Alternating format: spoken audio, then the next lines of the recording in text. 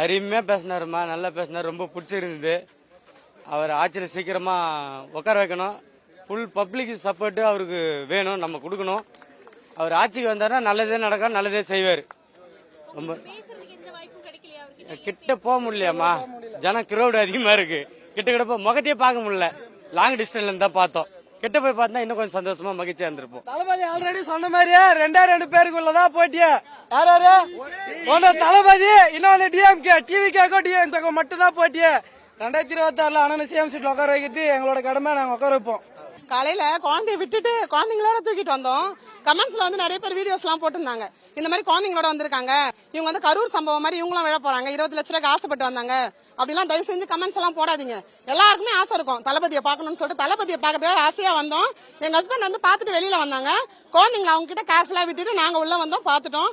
ரொம்ப சந்தோஷமா இருக்கு. 2026 தளபதி கோட்டை, தளபதி தான், வெறித்தனமா சொல்றேன், தளபதி தான். நாங்க எதிர்பார்த்ததை விட அதிகமா நடந்தது எங்க தளபதி பேசுனது. என்ன வரும்னா, காஞ்சிபுரத்தை பத்தி தென்னந்தெளிவா A to Z எங்களுக்கே தெரியாம, காஞ்சிபுரத்துல வாழ எங்களுக்கே தெரியாம நிறைய விஷயங்களை அவருக்கு தெரிஞ்சு இன்னைக்கு பேசுனதுதான் செம்ம வைபா இருந்தது.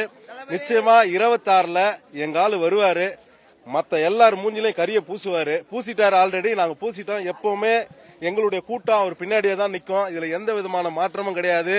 தற்கூரியை பத்தி, யார் தற்கூரி இல்லன்றத பத்தி தெளிவான பதில எங்க தளபதி இன்னைக்கு கொடுத்துட்டாரு. இதுக்கப்புறம் தற்கூரின்னு சொல்றதுக்கு எவனுக்கும் தகுதியே கிடையாத அளவுக்கு எங்க தளபதி இன்னைக்கு எங்களுக்கு நல்ல ஒரு பதில கொடுத்துட்டாரு. செம்ம பிளாஸ்ட், ஸ்பீச்சே மாசா இருந்தது. கண்டிப்பா நல்லது செய்வாரு நம்புறோம்.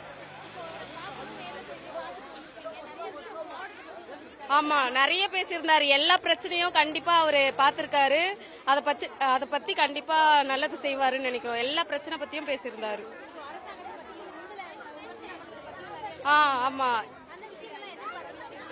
எதிர்பார்க்கல. ஆனா இவர் பேசும்போது ரொம்ப சந்தோஷமா இருந்தது. மக்கள் யாரும் தற்கூரி கிடையாது, கண்டிப்பா அண்ணன் வந்து ஏதாச்சும் செய்வாரு. திடீர்னு எங்கன்னு தெரியல, திடீர்னு எங்களை பத்தி நல்லா பேசிருக்காரு. எப்படியா இருந்தாலும் எங்க அவர் எப்பயுமே பேசுறதா மக்களை பத்தி யோசிக்கிறாரு. விஜய் தான் வரணும்.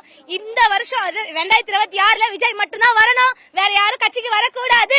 அவர் தான் முதலமைச்சர். எனக்கு ரொம்ப அதிர்ச்சியா இருந்தது. அவர் பார்த்தோன்னா ரொம்ப ஷாக் ஆயிட்டேன். நானு இது வரைக்கும் பார்த்ததே இல்லை அவரை, இதான் ஃபர்ஸ்ட் டைம். அவரை பார்த்தோன்னா படப்பாயிடுச்சு. அவர் தான் வரணும், கம்பல்சரி விஜய் தான் வரணும். கண்டிப்பா எதிர்பார்த்தோம். நாங்க பரந்தூர்ல இருந்து வரோம். ஏர்போர்ட் பத்தி பேசுறது இன்னும் எங்களுக்கு ரொம்ப சந்தோஷமா இருக்குது. இது செகண்ட் டைம் நாங்க விஜய் அண்ணாவை மீட் பண்றது. ஆமா ஆமா, கண்டிப்பா எடுத்திருக்காங்க எல்லாருமே. விஜய் அண்ணா வந்தா ரொம்ப நிறையவே சொல்லிருக்காரு. எங்களுக்கு நம்பிக்கை இருக்கு, பாக்கலாம் என்ன பண்றாங்க. நடந்துட்டு இருக்கு. பாதி பேர் காசு கொடுத்ததா சொல்லிட்டு இருக்காங்க. அப்படியே நாங்க நம்பிட்டு இருக்கோம். கொஞ்சம் பாக்கலாம் என்ன நடக்குதுன்னு தெரியல.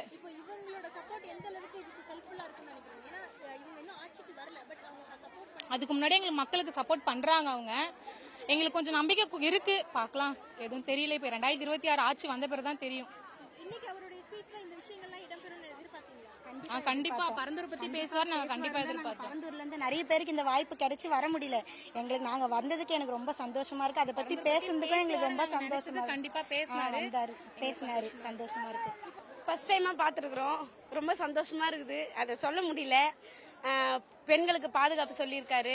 ரொம்ப நாள் கழிச்சு பேசியிருக்கிறாரு. அதுவே எங்களுக்கு சொல்ல முடியாத ஒரு அதிர்ச்சியா தான் இருக்குது. ரொம்ப சந்தோஷத்துல என்ன பண்றதுன்னு தெரியல. நல்லா ஜாலியா பேசுறது வேற லெவலு. காதலே வாங்கல, நாங்க பார்த்து கத்தின்னு தான் இருந்தோம். அதே போல இப்போ பாலாறு பத்தி எல்லாம் பேசியிருக்காரு, எங்களுக்கு செய்வாரு. 2026ல டிவிகே தான் வரும். டிவிகே தான், காஞ்சிபுரம் ஃபுல்லாவே டிவிகே தான். நிறைய விஷயங்கள் பேசினாரு. அவர் பார்த்ததுல எங்களுக்கு ரொம்ப சந்தோஷம். நிறைய நல்லதெல்லாம் சொன்னாரு. ரொம்ப சந்தோஷமா இருக்குது எங்களுக்கு அவரை பார்த்ததுல. நிறைய வாட்டி போயிருக்கிறோம். அதெல்லாம் ரொம்ப இதுவா தான் இருந்தது. இப்ப அவர் சொன்னது எங்களுக்கு ரொம்ப சந்தோஷமா இருக்கு. அதை மாத்தி கொடுத்தா நல்லா இருக்கும் நினைக்கிறோம். என்னன்னா, இப்ப நீங்க கேட்கிற மாதிரியே நல்ல கேள்விகள். அதாவது வந்து காஞ்சிபுரம் மாவட்டம் சார்ந்த பிரச்சனைகள் காஞ்சிபுரம் மக்கள் சந்திப்புது. இந்த மாவட்டத்துக்கு உட்பட்ட பிரச்சனைகளை வந்து எங்க தலைவர் எடுத்து உரைக்கிறார். எதுக்கு எடுத்து உரைக்கிறாருன்னா, இளைஞர்களுக்கு போய் சேரணும். பொதுவா பாத்தீங்கன்னா நெசவாளர்கள் நிறைய மிகுந்த பகுதி தான் எங்களுடைய காஞ்சிபுரம் மாவட்டம். இந்த காஞ்சிபுரம் மாவட்டத்தில் நெசவாளர்களுக்குன்னு சில கூட்டமைப்பு இருக்கு, சங்கங்கள், என்ன சொசைட்டிலாம் வச்சிருக்காங்க. அந்த சொசைட்டிலுமே வந்து ஊழல் நடந்திருக்குன்னு சொல்லிட்டு மாத்தி இவங்களுக்குள்ளே புகார் நடந்திருக்கு. சோ அந்த மாதிரி ஊழல் இல்லாத என்ன மாதிரி நம்மளோட ஆட்சி கொண்டு வர முடியும். அதே மாதிரி நெசவாளர் எல்லாருக்குமே ஒரு ஊதிய உயர்வு வேணும்.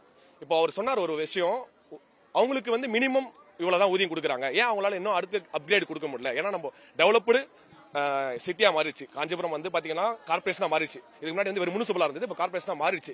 இன்னொரு விஷயம் சொன்னாரு, பஸ் ஸ்டாண்ட் வந்து கிட்டத்தட்ட 60 வருஷத்துக்கு முன்னாடி கட்டின பஸ் ஸ்டாண்டு. வெளியில மாநிலத்துல இருந்து நிறைய பேர் வந்து பர்ச்சேஸ் பண்ண வராங்க. பட் அவங்களால ஒரு கரெக்டான ஒரு பர்டிகுலர் பிளேஸ்க்கு வர முடியல. பஸ் ஸ்டாண்டே வந்து பாத்தீங்கன்னா ரொம்ப குறுகிய பஸ் ஸ்டாண்ட், அது இன்னும் டெவலப் பண்ணாம வச்சிருக்காங்க, நீட் பண்ணாம வச்சிருக்காங்க. சோ இந்த மாதிரி விஷயத்தெல்லாம் வந்து பார்க்கும்போது எங்க தலைவர் சொல்றது எல்லாமே பாத்தீங்கன்னா டெவலப்மெண்ட் ரிலேட்டடா தான் யோசிக்கிறார். அதே மாதிரி எல்லாருக்குமே போய் சேரணும். இப்போ காஞ்சிபுரம் நெசவாளர் இருக்காங்க, நெசவாளர் எல்லாருமே முன்னேறாங்களா? கொஞ்சம் பேர் முன்னேறி இருப்பாங்க, ஆனா இன்னும் எவ்வளவு பேர் முன்னேறாம இருப்பாங்க. அவங்களுக்கான டெவலப்மெண்ட் என்ன பண்ணணும் அப்படின்ற ஐடியாலஜில யோசிக்கிறாரு. அதே மாதிரி பாலாறு சம்பந்தமான விஷயங்கள், அது மட்டும் இல்லாம எல்லாருக்குமே வந்து பாத்தீங்கன்னா, நான் ஒரு எக்ஸாம்பிள் என்ன சொல்றேன்னா, பிள்ளையார்பாளையன்ற ஒரு நிறைந்த பகுதியே வந்து நெசவாளர் பகுதி தான். அங்க இன்னும் பார்க்கலாம் நிறைய ஓட்டு வீடு இருக்கு, இன்னும் சின்ன குறுகியலான வீடு கூட இருக்கு. இன்னும் ஏன் அவங்களால டெவலப் ஆகல? 40 வருஷமா நெசவாளர்களா தான் இருக்காங்க, 40 வருஷமா நம்ம மாத்தி ஆட்சி பண்ணிட்டு இருக்காங்க, இன்னும் அவங்களால டெவலப் ஆகல. Lower class, upper class, middle class பிரிக்கிறேன். லோயர் கிளாஸ் தான் இருக்காங்க, மிடில் கிளாஸ் தான், அப்பர் கிளாஸ் தான் டபுள் அப்பர் கிளாஸா போயிட்டு இருக்காங்க. சோ நம்ம லோயர் கிளாஸ்ல இருந்துக்கவங்கள அடுத்த நிலைமை கொண்டு போகணும். எங்க தலைவர் சொல்றது என்ன, பிறப்புக்கும் எல்லாம் உயிர்க்கணும் போது எல்லாருக்குமே எல்லாம் போய் சேரணும். மெயினா மெடிக்கல் எஜுகேஷன் எல்லாமே குவாலிட்டியா கிடைக்கணும், எல்லாருமே ஒன்னா போய் சேரணும்ன்றது எங்க தலைவர் சொல்றாரு. அதுபடி எங்களுடைய எனர்ஜெட்டிக், எங்களுக்கு என்ன தோணுதோ, மக்களுக்கு என்ன செய்யணும் நாங்க ஆசைப்படுறோம் இளைஞர்களா, அதை வந்து அவர் எங்க தலைவர் வந்து வெளிப்படையா சொல்ல வராரு.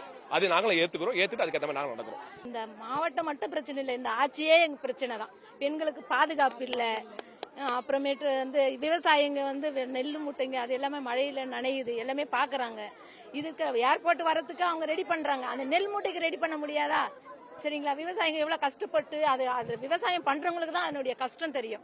அது எல்லாமே தான் தளபதி சொல்றாரு. காஞ்சிபுரம் பஸ் ஸ்டாண்ட் பத்தி சொல்லியிருக்காங்க, அது நிஜம் தான், ஒன்னும் டெவலப் பண்ணாமே இருக்குது. அது தனியார்ல இருக்குது, கவர்மெண்ட் இடம், ஒரு கவர்மெண்ட் எவ்வளவு இடத்த தனிநபர் ஆக்கிரமிப்புல வச்சிருக்காங்க. அந்த கவர்மெண்ட் ப்ராப்பரா ஒரு இடத்த ஒண்ணு ஒதுக்க கூடாது. காஞ்சிபுரத்துல எத்தனையோ இடம் இருக்கு.